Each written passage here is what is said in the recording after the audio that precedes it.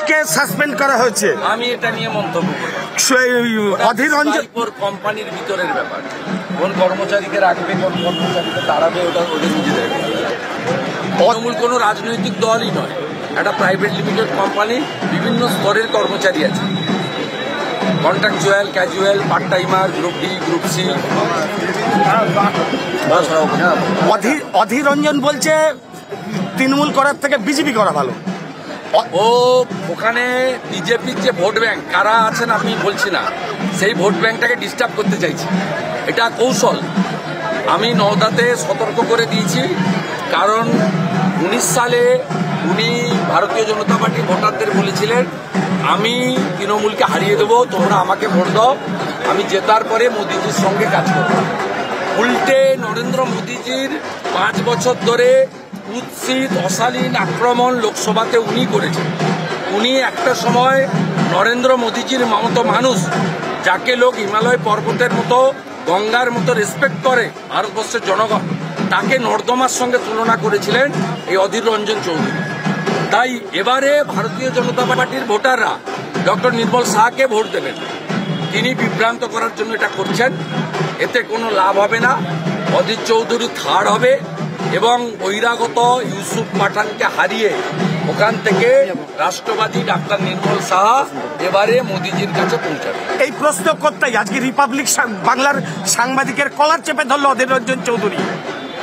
কৃষির যেমন মাথা খারাপ হয়েছে, উল্টোপাল্টা বলছেন, ঠিক এরও মানসিক অস্থিরতা তৈরি হয়েছে। বুঝতে পারছেন যে 5-6 টার্মের এমপি, দিল্লির বাংলো, কেন্দ্রীয় সরকারের দেওয়া সিআরপি, সামনে পুলিশের পাইলট কার, সমস্ত স্ট্যাটাস 4 জুনের পরে শেষ হয়ে যাবে। তাই মানসিক অস্থিরতা থেকে এই ধরনের আচরণ, ধৈর্য হারিয়ে কলার চেপে ধরেছে দাদা, ধৈর্য হারিয়ে মানসিক অস্থিরতা থেকে করছেন। সন্দেশখালীর ব্যবসায়ী, মাছ ব্যবসায়ীরা সেখানে ইডির র্যাডারে রাজ্যের 2-3 মন্ত্রীর নাম আসছে, কি বলবেন?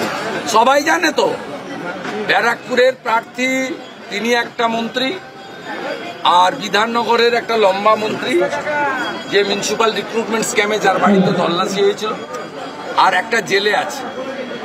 সবাই জানে এই 3টে মন্ত্রী, কিন্তু এগুলো সব চুনোপুটি, সব খেয়েছে হাওয়াই ছুটি। বারংবার বিজেপি কর্মীদের ওপর আক্রমণ, নবদ্বীপেও আক্রমণ করা হয়েছে, সেখানে রীতিমতো আহত হয়েছেন।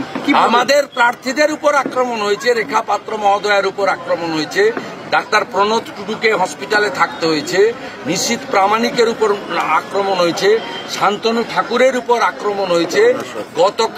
গতকাল সনাতন সোরেন, আমাদের এসটি সভাপতি ঝাড়গ্রাম, বিয়ে বাড়ি থেকে ফিরছিল, মেরে মাথাতে কুপিয়ে দিয়েছে। এরা ট্রাইবাল শিডিউল কাস্টদের দেখে দেখে আক্রমণ করছে, কারণ এসসি এসটি ওবিসিরাই হচ্ছে মোদিজির আসল ভোট ব্যাংক।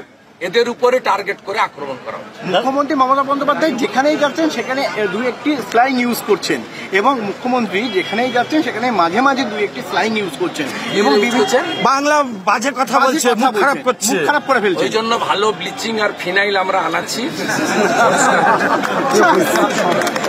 আমাদের ভিডিও ভালো লাগলে লাইক এবং শেয়ার করুন, কমেন্ট সেকশনে গিয়ে জানান আপনাদের মতামত। আরও ভিডিও পেতে আমাদের চ্যানেল সাবস্ক্রাইব করুন এবং প্রতি মুহূর্তে খবরের আপডেট পেতে প্রেস করুন বেল আইকন।